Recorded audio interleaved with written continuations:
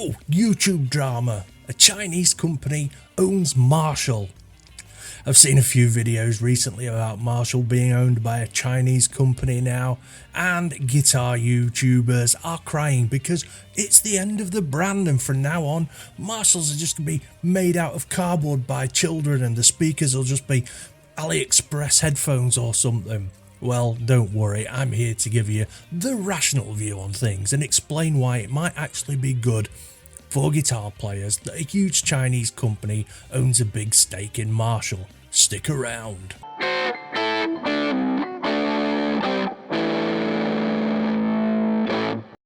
Okay, so over the last week or so I've seen a few guitar YouTubers doing the shocked face in their thumbnails. You know, with headlines like, "Is this the end of Marshall? Marshall sold out to the Chinese." Oh my god. And well, look, I hate to be the one to say this, guys, but you're starting to come across as a little bit racist at this point, and it's not cool. Good. I hear you're a racist now, Father. What? How did you get interested in that type of thing? So, does a Chinese company own Marshall? Yes and no. Since 2023, Marshall Amplification has been a division of the Swedish conglomerate, the Marshall Group, a majority stake of which is owned by China-based Hongshan Capital Group. Now, just because a Chinese company has a majority stake in Marshall Amplification, it doesn't mean that all of a sudden the flagship Marshall amps are going to be made in China. I mean, most of the solid-state Marshalls are already made in China and Vietnam. And they're fine amplifiers. I own a few myself and I've got no issues with them. But I mean, even if they did move production of Marshall amps to China, I mean, would it really be that big a deal? Would it? I mean, obviously apart from the fact that jobs in the UK might be lost, and I'm not okay with that, so don't think I am. I mean, what's the difference? If you open up your Marshall amp now and have a look, most of the bits used to make the amp were made in China, and all the little doodads and thingamybobs and made in China. Now look, I know that in the past China might not have had the best track record for making stuff.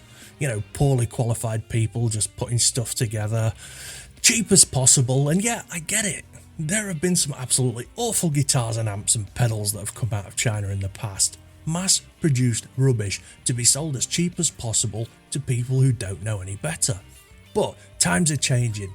I mean, some pretty good stuff's made in China now, you know, by real craftsmen. Craftspeople? You know, people who know what they're doing and they're getting paid a good wage to do so. I mean, and especially when it comes to legacy stuff like Marshall. I mean, look at some of the stuff that Behringer are producing. You know, the Klon pedal, the Chorus Symphony, the Fuzzbender, the Vintage Vibe. All are amazing pedals for the money, and they pretty much sound the same as the original pedals that they're based on. I mean, KDH, right, friend of the channel, did a video a while back about a company in China that makes hand-wired amps, and they're amazing. You can buy a Dumble, or a Bassman, or a custom JCM 800, handcrafted and hand-wired amps for a fraction of the price of the originals. And KDH actually bought one of these amps and loved it. I'll leave a link to that video, and I will leave a link to the website where you can check these amps out. I mean, they are amazing.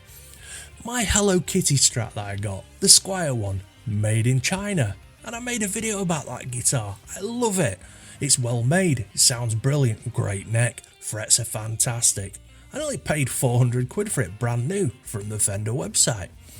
For me, the guitar itself feels like a much more expensive guitar. I'm very happy with it.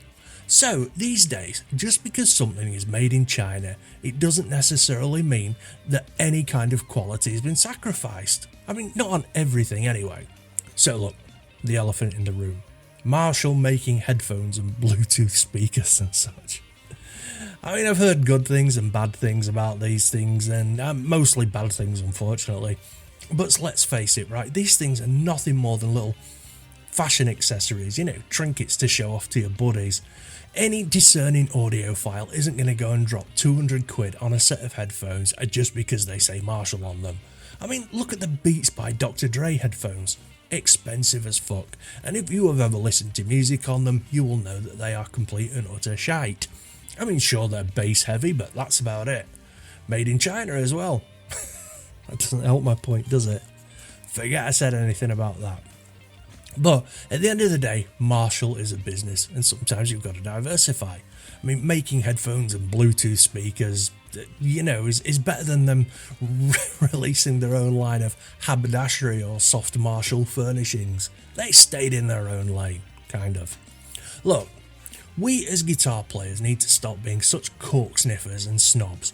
Made in China just doesn't have the same connotations as it did 20 years ago, even 10 years ago. I will hold my hands up and admit that I used to be a guitar snob, but the more gear I actually sit down and try, the more my mind is changed. I mean, look at Harley Benton. I know they've still got some ways to go, but I mean, some of the guitars they're making now are epic. And as far as their cabs, well, my Harley Benton 2x12 with V30s is by far my favourite cab that I own now. Made in China as well, with Chinese V30s. But that cab is amazing, it's warm, it's bassy, it's well put together, it's just a brilliant cab.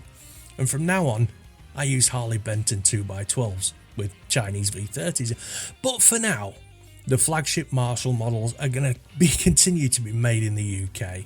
And the solid state Marshall code line, those guys, they're all going to be made in China and Vietnam, just as before. It's just the way things are. I mean, but I like solid state stuff. And the Marshall code line are great little amplifiers and very affordable. Now, as well, you've got to think about the way most guitarists perform these days is changing big time. I mean, you've got guitar players now showing up to gigs with a guitar, a laptop and a digital modeler and going straight into the front of the house. I mean, most guitar players aren't going to be going to the trouble of lugging a wall of Marshalls with them anymore, or Black Stars, or Orange Stacks to a gig, because they can as near as damn it get a close sound with the right digital gear these days. The landscape is changing, and we should just count ourselves lucky that legacy companies like Marshall, Orange, Vox, Blackstar, we should just be thanking our lucky stars that these companies are still around and, let alone be worried about who owns them. Anyway, jump in the comments and let me know what you think about all this. I mean, for me, it's a storm in a teacup. It's a worry about nothing. I mean, are the YouTubers who are complaining about Marshall being sold to the Chinese, are they snobs? Or are they just doing it for the clicks?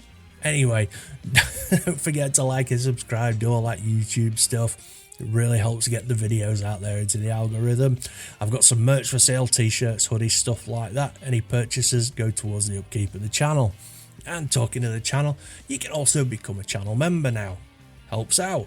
And you get like special emojis and stuff in the chat and things. And you can also do super chats.